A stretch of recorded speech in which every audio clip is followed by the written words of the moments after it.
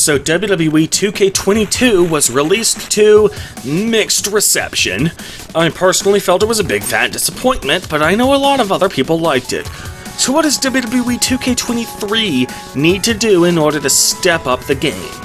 What's up guys, Acerthorn here, and this is my list of 10 things that WWE 2K23 needs in order to be good. Be sure to hit that subscribe button if you want to see more videos like this one. Number 1, and I'm just gonna lay this out at the beginning because in my personal opinion, it is the thing that I want to see the absolute most, and that's the return of the story creator. Oh god, I stopped playing wrestling games for a few years in the early 2010s because after they had removed GM mode in SmackDown vs. Raw 2009, I just decided, nope, I'm done. And then I just didn't come back to wrestling games for about half a decade, 2/3 of a decade. And so I ended up missing out on what I consider to be the greatest mode in wrestling history, which I thought was GM mode, but then they ended up giving something better, and I didn't notice because I was on hiatus from wrestling games at the time. God, people need the ability to be able to create their own storylines. I mean, it's not even like it would be all that difficult. Your video creator, combined with universe mode, letting you assign video clips to play at a specific point in time, and the old promo system, oh yeah, we're going to be talking about that in a minute, give us the ability to write our own promos, have the actions allow us to set up specific videos and specific backstage interactions and stuff, and then just let us arrange all of those pieces in a way that tells a story, and then share those scripts with each other using the download feature, the community downloads feature. This would extend the longevity of these games indefinitely because people would be able to share the most creative stories, and it would be just, it hurts that I missed out on that era. Number 2, an optional tie-up system. Now, there are two styles of controls in most wrestling games. You either have the style where you can just do a grapple without having to do the tie-up first, and you have the style where you have to do the grapple before you can do the grapple move. I personally absolutely detest the latter. It was in No Mercy, as I explained in my video about why I hate WWF No Mercy. It was in SmackDown Here Comes the Pain, and it was in WWE 2K22, and look, if you absolutely must have this system, at least give me the option to turn it off. You gave us the option to either do the button mashing minigame or the slider minigame for both submissions and pinfalls, and you could let us turn either of those on or off at will in the options menu, and if we're playing online, we'll only ever be matched up with people with the same settings as us. So I don't see why you can't do that with the grappling itself. I do not like having every other move in the game be a simple tie-up. That just slows the pacing down to a crawl, and it's not fun. It's just a pointless extra step, and you've been able to do games for the past decade actually nearly 2 decades, without this pointless extra step, so it really is just dead weight. If you absolutely must have it, because some people like it, and I guess some people also like eating shit off a plate, then at least make it optional. Number 3, promos in universe mode. Okay, this one is just dumb. The promos in 2K17 were a complete dumpster fire. 2K18 made slight improvements. 2K19 basically just took 18's version of the promo and just instead let you just hotkey them to the 4 face buttons instead of selecting from a menu, which allowed you to select an option ever so slightly faster. And then 20 basically just made no changes whatsoever to the promo system, at least not to my knowledge. But then 22 just completely gutted the promo system entirely. Why? Even in the other games, using the promos in Universe Mode was 100% optional. You had to have all your match slots in Universe Mode booked with matches in them, but you were allowed to leave promo slots blank. You absolutely could just not use the promos. So, so why would you just completely gut the promos instead of just, if you're not gonna do anything to make them better, if you're not gonna do anything to make them work,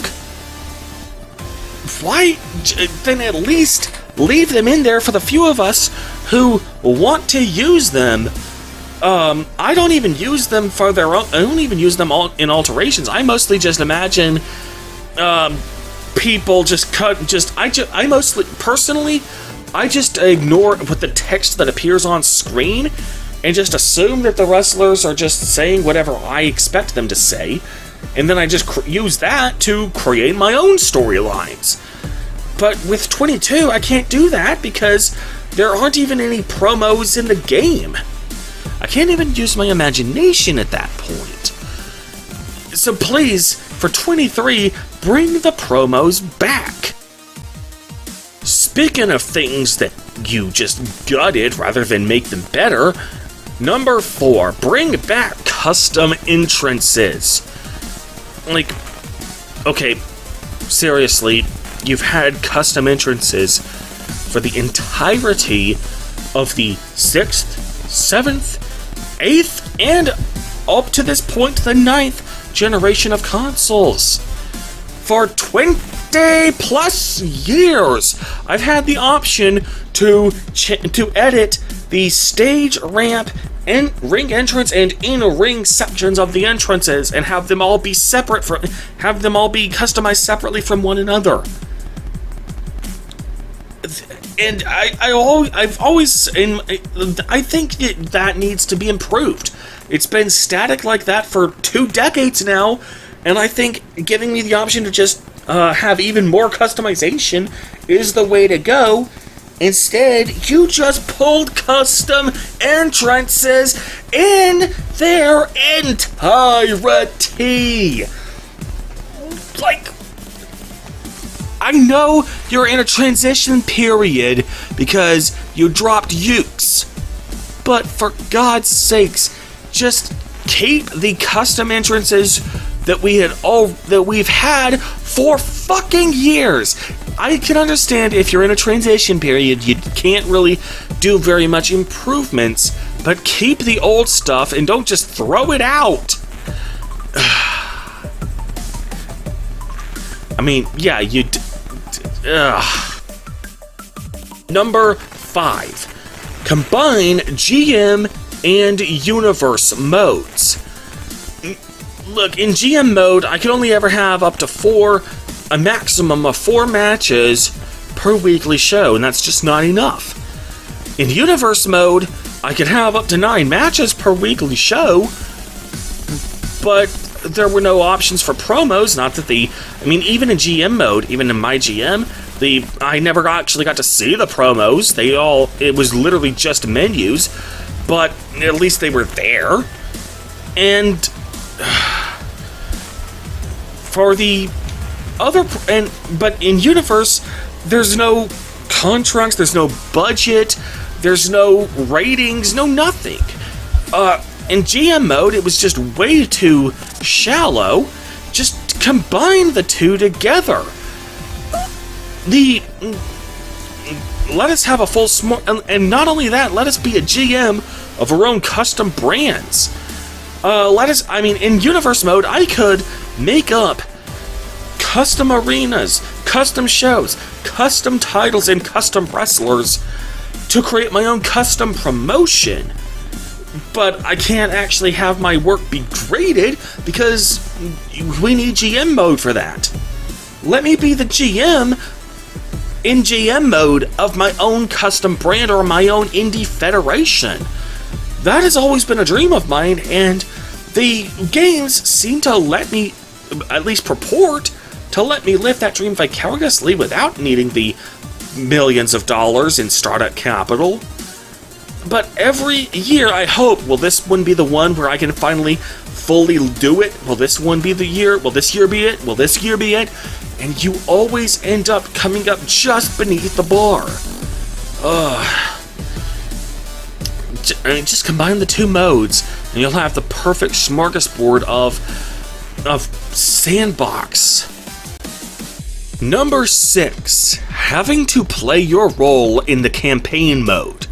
Now, in some games, this is called the Road to WrestleMania mode. Some games, it's called the Season mode, Story mode, My Career mode, whatever. I'm just going to call it the campaign mode, just to be generic about it. The problem with 22 was that I was given a clear identifier whether I was a face or a heel, but aside from the PC, that didn't really seem to affect anything. I was still able to do all the storylines that regardless of whether I was a face or a heel. And sometimes I would get caught in inappropriate storylines and not realize them until I was already in the middle of them. Like, one time, I was playing as a male character, and I was given the opportunity to feud with Rey Mysterio. Now, and to be fair, Rey has always been a babyface in WWE, so I guess that should have been a red flag for me. But no, I ended up I was a babyface at the time, and I just thought, hey, great to to feud with a legend like Rey Mysterio. So yeah, I'm gonna be all over that. And my character ended up acting like the most pompous and arrogant ass, making fun of Eddie Guerrero's death, and generally just being an all-around dick. This was not who my character was. He was a white meat babyface, and I wanted it to be that way. I never meant to turn heel. I didn't even turn heel, for that matter. I was just playing a heel storyline whilst I was still a babyface, which was just off-putting to me. Now, and that doesn't change when you're playing as a heel either. I didn't stream this next bit, but I was playing the women's storyline as a heel. But there were multiple times when my character was clearly the victim of oppressiveness. Like, at one point I was feuding with Sonya Deville, who was just fucking with me and trolling me, and I was powerless to do anything about it. So I was clearly a babyface in that situation. And what's even worse is that I didn't exactly pay attention all that much, but I can't recall being given the option to simply not do that storyline. I think there was a time when I was told to interfere with something happening, and I guess that was my option to turn that storyline down.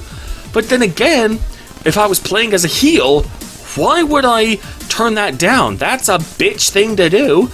And if I'm playing as a heel, of course I'm going to jump on the opportunity to be a bitch myself. If I'm a heel, I should be the one grinding somebody else's head underneath my boot, not the other way around. It's kind of that just breaks the illusion for me. So when I'm in the campaign mode, if I'm playing as either a face or a heel, I need to be locked into only those storylines that are fit for faces and heels. They're fit for my alignment. If I'm going to do a quest, do a side story that is only befitting of the opposite alignment, then I need to switch alignments first. Number 7. Having time matter in campaign mode. Now, as Super Eye Patch Wolf pointed out in his video about The Undertaker and long-term storytelling in wrestling, professional wrestling is one of the few forms of fictional narrative that takes place consistently in real time, and it has to work that way, otherwise wrestling just can't work at all. Whenever I'm in a storyline, there needs to be at least 4, sometimes 5, weekly shows that I have to deal with, and then I go to the pay-per-view to have the big blow-off match. That's how it should be. But in 2K22, it honestly feels like the game was just putting me... It was just basically wrapping up the storyline whenever it felt like, and I rarely actually had the big blow-off match be on a pay-per-view. I would often build up to a title match for several weeks, only to have the big blow-off match take place on a weekly Raw or SmackDown or NXT, and there was just, and even though it would have made perfect sense to have that be on a pay-per-view, but easily the worst case of time not mattering in 22's My Rise mode had to be when I was playing the female path, and I was challenging and chasing after Bayley's Women's Intercontinental title, and because this is Dark Bayley we're talking about, she had incorporated a bunch of stipulations and rules that I had to go through, which, again, if I'm playing as a heel, that's not how heels are supposed to be treated. But one of those was that there was a long-ass waiting period that I had to sit through in order to actually get a shot at her title, which is, so basically it was 355 days that I had to wait to before I could get the belt, and the game just skipped through that with nothing but a white text on a black background. I didn't actually wait 365 in-game days, the game just skipped ahead, and I assume I just spent those days just wrestling jobbers and squash matches or something? I mean, what's the point of even having me do this long-ass wait if I'm not even gonna have to do the long-ass wait? So sorry, but time needs to matter. Number 8. Every title in the campaign mode. Now, to be clear, I wouldn't expect things like the Cruiserweight or 24/7 title to be in the campaign mode, since those just aren't important enough to the overall story, but I do find it kind of insulting that there wasn't an option to become a tag team champion in the My Rise mode, because why wouldn't there be? There's also plenty of storylines in the mode that have me being part of a tag team with Hector Flores, with Drew Gulak, with Bobby Lashley, but there's never any option for there to be any payoff to any of that. Because there is no tag team title in My Rise mode, I know that those storylines aren't going to go anywhere, and they're just going to end with me and my tag team partner breaking up. So way to give away the ending, and even barring that, it's just, I feel like there just needs to be a tag team title division, because tag team wrestling can be entertaining in its own right, and it can be fulfilling to win the tag team titles with your best friend, like Hector Flores. That could be satisfying in its own right. Also in GM mode, we need Intercontinental US and North American titles. Please. Number 9. More stories where you defend your title.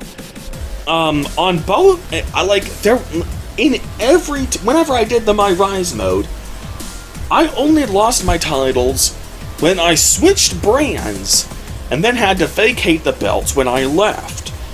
In all 3 brands that I visited, I became the mid-card and world champions of those brands at the same time. I was North American champion and NXT champion at the same time.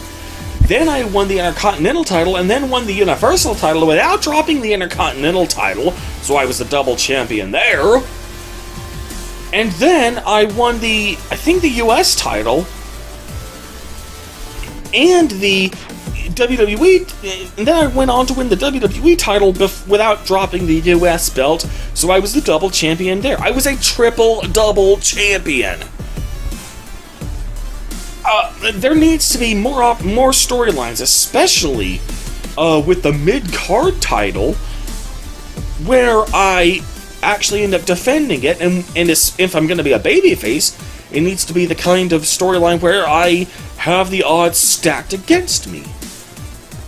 And not just, when I faced Seth Rollins in my feud for the WWE title, the odds were stacked against me, which is great. But what if I'm the reigning mid-card champion? Then I really need to have the odds stacked against me, because at that point, I'm not the hunter anymore, I'm the hunted. I had more storylines where the odds were unfairly stacked against me when I was chasing the belt than when I was trying to hold on to it. Like that feud with Seth Rollins, or when I had the bounty placed on me by Damian Priest, or when I had to, and then when I had to beat him in 5 minutes or less. Those are good ideas, but that was only when I was chasing the title, not defending it. So, yeah, please have me put in more types of storylines, possibly ones that can be repeated, so that we can just keep doing this over and over again, and then have me defend the titles potentially infinitely. And number 10, full mod support. Oh yeah, I said this before in my 4-part video series about the ideal wrestling game. I also said this in my video about 24 little things that 2K could do in order to improve the WWE 2K series, and I'm gonna say it again here. This game could really benefit from just going all in with mod support. Just literally open up the source code to people, and then just tell people to just make their own content and to just go nuts. There is nothing wrong with unless there's like legal reasons, but I can't see why there would be legal reasons. I mean, if you like maybe for licensed music or whatever, but aside from that, I can't see why there's any if you're just allowing people to make whatever mods they want, and you only at best will terminate access to them after they get published, I'm pretty sure that would give you Section 230 immunity, similar to how YouTube has Section 230 immunity, because they let people publish whatever videos they want and only ever delete them after they get published, if they ever delete them at all. That's how Section 230 immunity works. You lose that immunity if you curate the content before it gets published.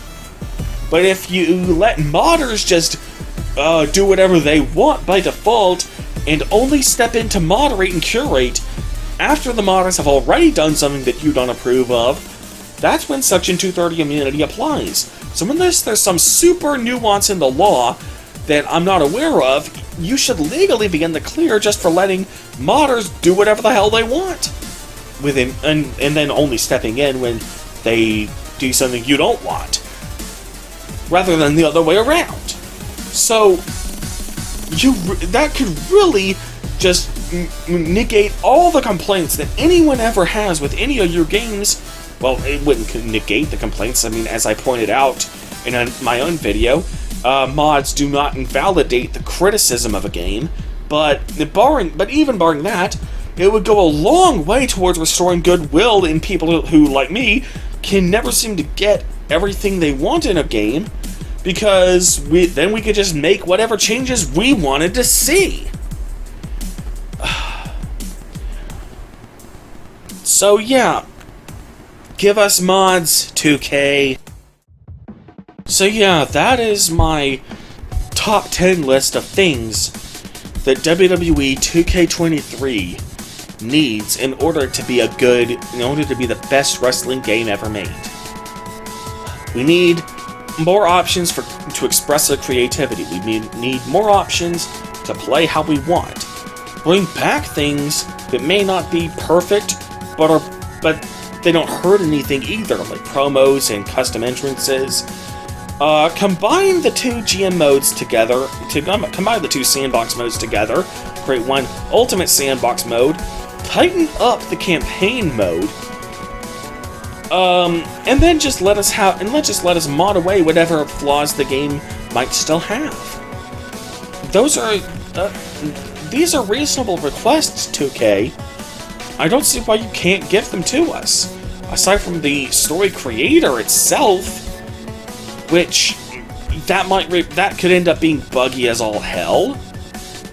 Then again, if you give us mod support, we can just add our own story creator. So, that being said, I am Acer Thorin, and I will see you guys next time. Peace!